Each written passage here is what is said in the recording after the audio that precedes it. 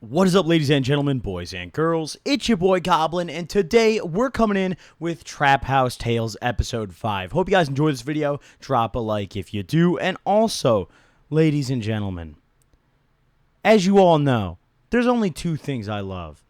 A-holes and K-holes, baby. And look at this on screen right now. You can now represent that too. I mean, not right now, but in the near future. Listen, this is a merch concept that I was going to save for a fall drop, but I said, you know what? I love how this one turned out so much. We're just going to drop it early, right? So keep an eye out on my Twitter, which will be linked at the top of the description for a link to purchase this when it drops, baby. You guys aren't going to want to miss it. The same price as all of my other t-shirts, $24.99, baby. Can't go wrong. We ain't taxing over here. They said, man, Goblin, he's going to charge $2 million for his t-shirt. No, I won't.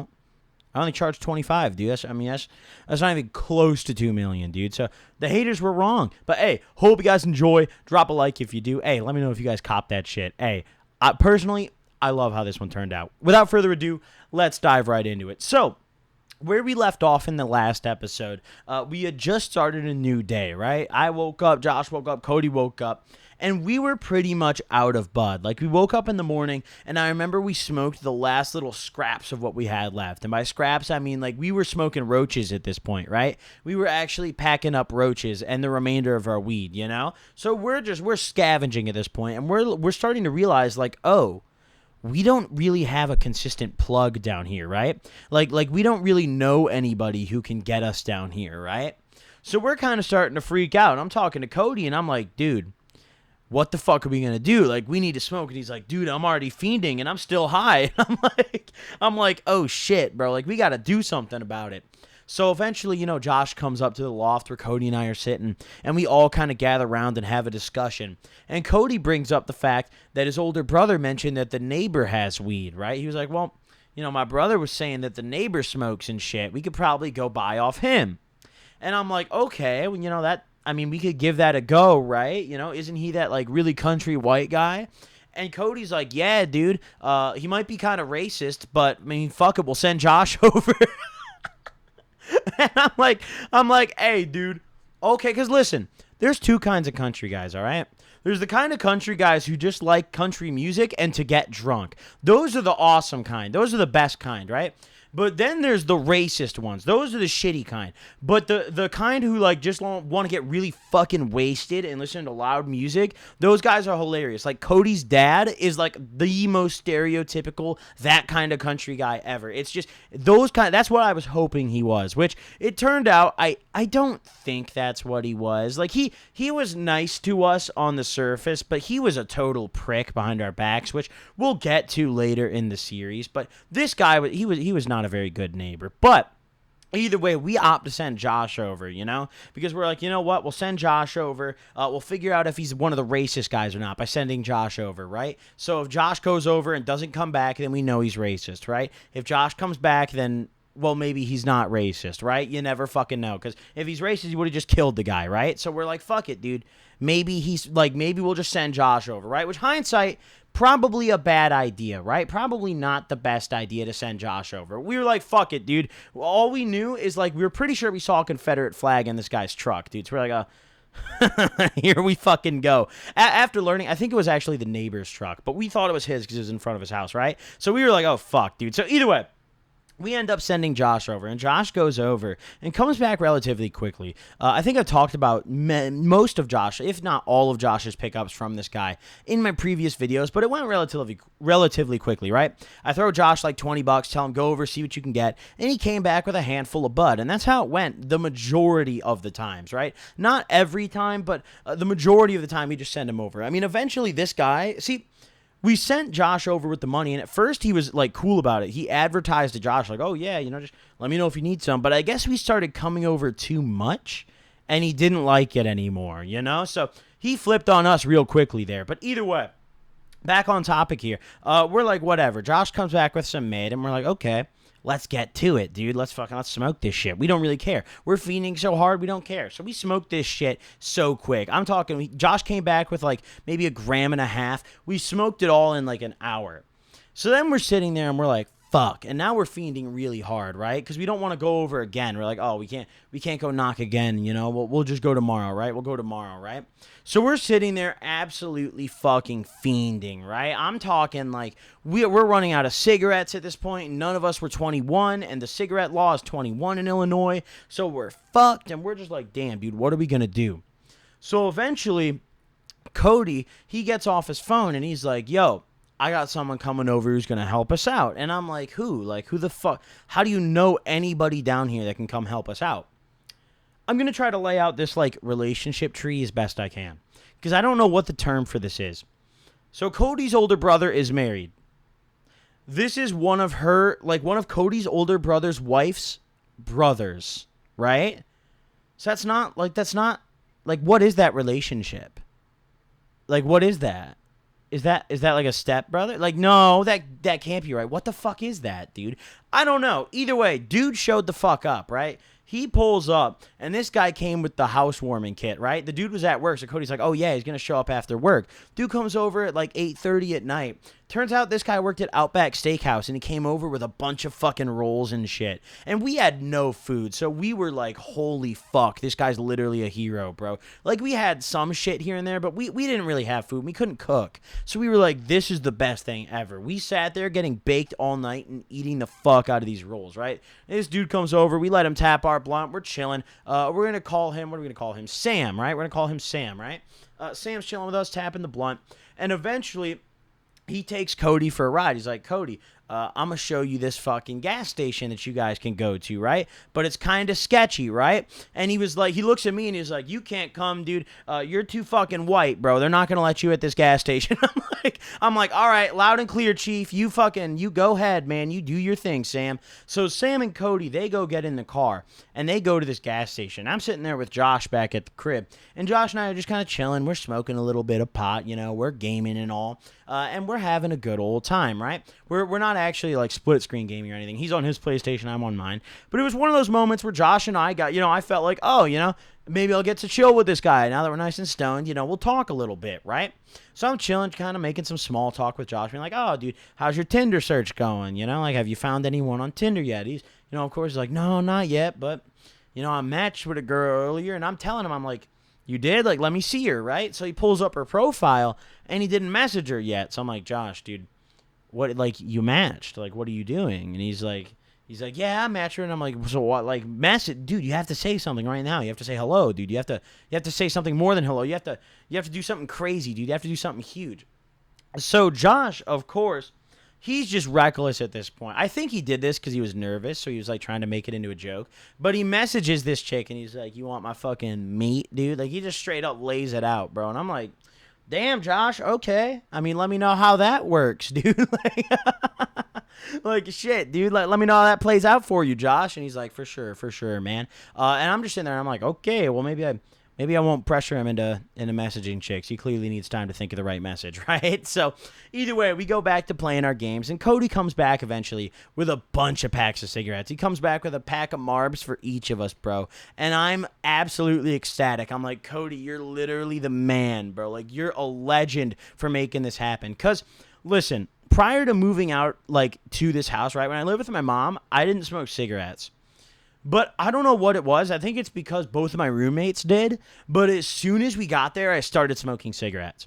I think the reasoning is mainly I didn't have a vape shop that I could go to, or like a smoke shop that didn't card me down there, or one that I knew about yet. Now, I'm 21, so it didn't matter. But it mattered back then because I was still 20. And B, how dumb is that, by the way? A 20-year-old man can't buy a fucking pack of cigs, dude. What?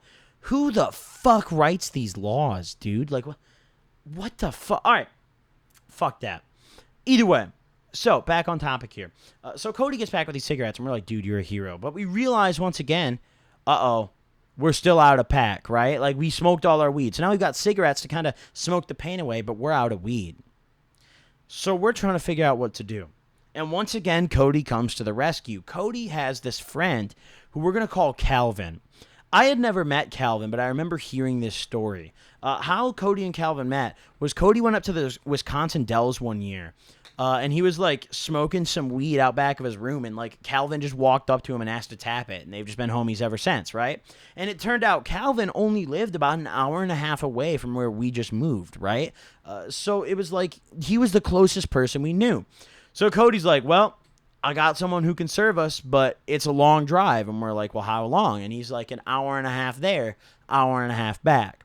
And we're sitting there, and at first we're like, no. By the way, this is the same guy I bought the $250 car from. We actually, for the first like 3 or 4 weeks of living down there, this was our main source of weed. We would drive an hour and a half each way to go re-up. It was ridiculous. That's how desperate we were to get stoned, right? But either way, so Cody's like, well, it's kind of a mission, but I mean, if you guys want to bust it, we could bust it. And I'm sitting there, Josh is sitting there, and we're like, huh, you know? And we kind of all decide, we're like, you know, we got our cigarettes now. We can smoke our cigarettes in the car. Let's take a ride, boys. So we hop in Josh's fucking terrifying Honda Civic, and we hit the highway.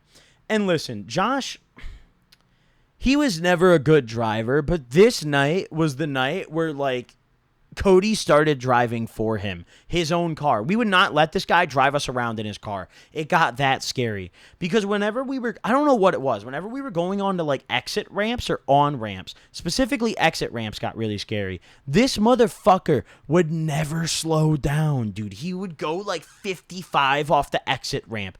And there was one time where I had to reach over and adjust his wheel because we were about to slam into a fucking guardrail, dude. And ever since that day, like this is that day, right? Ever since this day, right, when we were getting off this exit after our long ass highway ride, and he just slams, and we're like I could tell he was like trying to be slick with it, and he just had no idea how to control his car and damn near totaled it, right?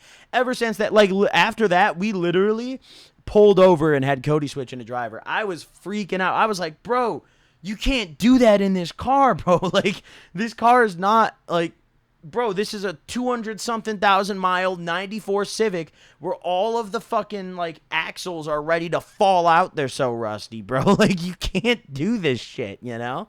And this motherfucker, he's wilding. So Cody's like, Josh, dude, pull over, bro. Please let me drive, right? So Josh pulls over reluctantly, and he's all, he's all pissed. And we're whatever. And now Cody's driving. So we drive to this location, and we get to this guy's house, and he lived in a trailer, right? I mentioned this in the $250 car series, or not series, just two-part story. This guy lived in a trailer park that was basically in the middle of fucking nowhere. Like, I'm talking, we were just driving through cornfields, and then one moment, like, suddenly in the horizon, a small group of trailers appeared, right? That was where this guy lived. So we're like, okay, mind you, we had like no cell service, dude. There's like, this place was sketchy as fuck, right? So we get to this guy's place, and I have to admit, from the outside, I was a little scared going in. I was like, am I going to find bubbles in here? But on the inside, it was actually a pretty nice place. Like, I can't lie, I was kind of caught off guard. I was like, dude, if I spawned inside this place, like if no one showed me the outside, like I don't really think I'd have any complaints. You know, like, it's a pretty nice place, right? But either way, we get inside, right? And he's got this fucking pit bull who's just cracked, dude. He's got this pit bull who's off his fucking rocker, dude. I'm talking this motherfucker just walks up and tries to hump everyone's leg. He's just trying to fuck the shit out of you, dude. And we're like, no, pit bull, you can't fuck the shit out of me, dude. You can't do that. And this guy's throwing his pit bull in the cage. You know, he's dragging him. He's like, come here, dude. Get in the cage. You can't do that, right? And we're all sitting here, and we're like, all right, let's go get some pot, right? So we all pile into this guy's minivan. This guy lived with his girlfriend, right? And we all pile into his minivan with his girlfriend. And we ride another 40 minutes to go pick up. This guy made it sound like this plug lived like a couple blocks over. He's like, oh yeah, dude, we're only going, well, it's just short drive, right? At this point, I was not used to rural Illinois. I am now, but at this point, I was not used to a short drive being 30 minutes, right? Like that, like, this shit's rural as fuck, dude. So I'm like, oh my God, like, okay, you know, let's go. And we're sitting in this car and it's going forever. And I'm starting to think, I'm like, am I being kidnapped at the moment? Like, is this the end for me? You know, is this it, dude? And I'm a little worried, dude. But eventually, lo and behold, we pull up to the plug's house. And as soon as we pull up, Cody's getting ideas. He's like, dude, we should fucking rob this plug, dude. I'm like, Cody, it's the first plug we met down here, and you're trying to fucking rob the guy? And he's like, yeah, dude, they're probably goofies down here, dude. We could run in this house right now, dude, barehanded. And I'm like, I mean, yeah, you might not be. Oh, shit. Do you guys hear the feds coming down my street? I think they heard that. Oh, I'm sorry. I didn't mean it. Either way. Damn, dude, they were coming in hot. Either way, so Cody's like, dude, he was serious. I thought he was kidding at first, but like, no. We talked about this multiple times. Cody would keep bringing it up. He was like, dude, we really should go fucking rob that guy, dude. Just because when we went there, we're sitting there while his friend's inside, and Cody, like, writes down the guy's address, bro. He, like, goes on Google Earth and takes a screenshot, or, like, Google Maps and takes a screenshot of where we are, and then writes down the kid's address, and he's like, all right, if we ever want to go rob the guy, I know where he's at. I'm like, damn, I hope it never gets that bad for weed, but, I mean, good thinking there, you know? Hey, if it ever gets that bad, it's every man for himself, dude. I'll fucking knock on his door and take it right now, you know? So either way, dude comes back out, gets in the car. He hops in, he hands the weed to me. It's not bad. It's not great, but honestly, it was better than I expected for our area. Like, this guy lived in a town where there was, like, this plug lived in a town where there was no stoplights. Like, this town was just one road. And as soon as we pulled up to this guy's house, I was like, man, there's no way I'm getting some gas. And I didn't get gas, but I also didn't get swag. It was smokable and we got stoned, right? So we grabbed this bud and we go back to this trailer, right? And we're chilling at the trailer, and on our way back, before we start chilling at the trailer, dude driving Calvin, he's like, hey, do you guys want to drink a little bit? And I'm kind of down. I'm like, yeah, you know, we could do that. That could be kind of fun. And Josh, you know, he's Josh, so he's like, yeah, I'll drink. And Cody, and luckily he was down to not drink. He was like, no, you know, I'm kind of good. You know, like maybe one shot, but that's it, right? Because Cody still had to drive, right? Cody was like, I'm driving us back, right? So he didn't want to drink, right? So I'm like, bet. I'm getting fucking sent. I look over to Josh. I'm like, Josh, you're getting fucking sent, dude. We're getting lit. Let's go, right? So we pull up to the liquor store, and the guy who drove us, right, Calvin, he's like, originally I was going to buy a bottle of Ciroc, and he kind of goes, he's like, oh, I really don't like Ciroc. He's like, how do you feel about Jack, dude? Would you be down for that? And I hate Jack Daniels, but at the same time, this guy just drove like 40 minutes each way to get us weed and asked for no gas money. So I was like, you know what? I'll buy you a bottle of Jack for you and your girlfriend. And then I'll just, you know, drink the Ciroc with Josh, right? And Cody can have a quick shot too if he wants one, right? Just one though, right? And he's like, yeah, you know, that sounds great. Thank you, right? So I hand him the money. He goes in there. He grabs the shit out of the liquor store and comes back out. I don't know how old this guy was, but I guess he was 21. He looked way younger than us, though. But this motherfucker just walked right in there and came back out with the liquor. So either they didn't card or the motherfucker was of age. Either way. So he comes back out with our liquor and we go back to his trailer.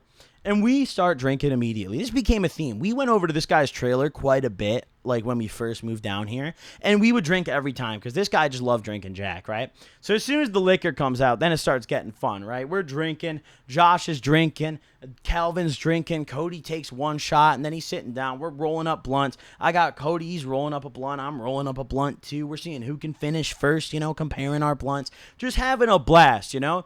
And it was one of the like first like social outings, I guess, we had since moving down. So it was a super nice night, you know, like it was really lit. Getting out, even though the drive was long as hell and we spent the majority of the night driving, I didn't mind it one bit, bro. Cruising on the highway with the homies, smoking some pot and cigarette. Dude, couldn't have asked for a better evening, right? So we get nice and fucked up, and as the night goes on, Josh starts tweaking. And he used to do this all the time, bro. Josh would, like, think he was dying whenever he got drunk. We'd get him drunk, and he'd do one of two things. He'd either start simping really hard and, like, talk about women, or, alternatively, he would just think he was dying. And I mean that literally. There was I talked about this in a past video. There's one instance where he thought he was going to stop breathing. And in this particular one, he was tweaking about his heart rate. Like, he's sitting there the whole time, and I look over at him, and he's just got his fingers on his neck trying to take his heart rate. But he keeps fucking moving his fingers around, and I'm like, dude, like, what are you doing? And he's like, I can't find my pulse, bro. He's like, I don't know if my heart is fucking going, dude. I'm like, bro, Josh, I promise your heart is beating, bro. I guarantee you your heart is beating right now, Josh. And he's like, dude, I can't find my pulse. I normally find my pulse. It's right here. And I'm like, all right, this guy's had enough Ciroc, dude. I'll take the bottle home as a, you know, souvenir. I'll take the rest home, but we got to get out of here because this guy thinks his heart isn't beating, dude. So I think he's drunk enough. We got to fucking go, right? So I dap up Calvin. I tell him I appreciate it, right? I say bye to his girlfriend. You know, I say bye to his little pit bull, you know, the little dickhead who's trying to fuck all our legs. And we all go hop back in Josh's little Civic. And Cody's cruising down the road. I'm sitting shotgun. Josh is passed the fuck out in the back seat. And I'm explaining to Cody what Josh was doing because Cody didn't really pick up on it, right? Like, Cody missed what Josh was doing. And I'm like, dude, like, the motherfucker was trying to find his pulse, dude. Like, he thought he was dead. Cody's just dying, dude. He's like, damn, right? So we're cruising back, and it's a pretty smooth drive. Like, what I found in rural Illinois is, like, you really have to fuck up to get pulled over. Like, up north, I feel like they pull you over for anything, dude. They'll pull you over for the most minute law that you never knew existed. But down here, like, I feel like you really have to fuck up to get pulled over, bro. Like, in the town I live in right now, every car has a problem that would get them pulled over. Either a brake light is out, a tail light is out, there's no license plate on the front, some shit like that, right? But these motherfuckers are never getting stopped. It's like every other car on the road down here. It's so different, right? So, naturally, this car with all the lights working, both the plates, we never got touched, dude. This car was very inconspicuous, right? So we finally get back to our house, right? And we walk back inside, and man, I can't lie. Like, it was fun, but it was also kind of depressing getting back to the house, bro. Because we'd get back. Dude, the feds are going by again. There's a massive Pentagon leak, it seems like. Holy shit. Oh, yeah. Yeah, they're going to clean up the Pentagon leak. All right. Well, either way. So, damn, dude. Slow the fuck down. Chill out. Oh, my God, dude. They're interrupting my content. My bad, guys. Inconsiderate pricks. Either way. So, we get back to the crib, and it was kind of depressing walking in. Because it's like, dude, we get back in this house, and then we're just no longer at our social event, and I have no friends, right? Like, now I'm just back to sitting upstairs in my room doing fuck all, right? That's how it was a little bit at first, but it got better really quickly, right? So eventually we knocked the fuck out, right? And a couple days roll by, right? Some time goes by, and not much really happens. But Josh kind of starts acting weird as time progresses, right? As we move through October and start getting into early November here, Josh really starts acting weird. And I think we're going to talk about that in the next episode because this one's getting long. Thank you guys for watching. I appreciate you all for supporting. Drop a like if you did enjoy. I'll see you guys next time. Peace.